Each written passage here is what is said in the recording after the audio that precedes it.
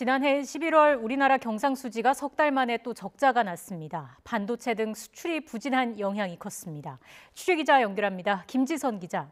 네, 한국은행에 나와 있습니다. 네, 경상수지 성적표가 다시 마이너스라고요?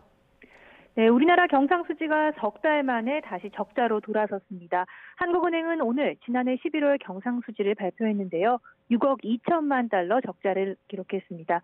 1년 전, 그러니까 2021년 11월 68억 2천만 달러 흑자를 낸 것과 비교하면 74억 4천만 달러나 줄었습니다.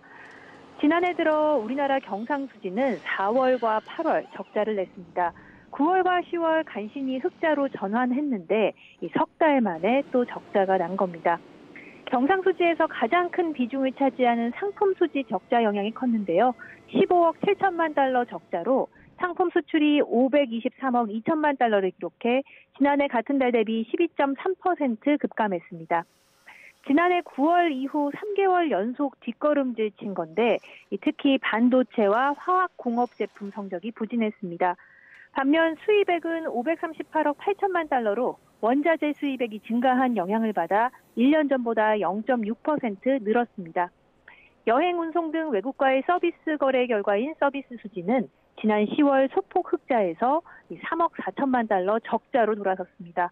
운송 수지가 4억 8천만 달러 흑자 기조를 유지했지만 1년 전보다 흑자 규모가 크게 축소됐고 코로나19 방역 완화로 해외 방문이 늘면서 여행 수지 적자도 1년 사이 5억 달러에서 7억 8천만 달러로 늘었습니다.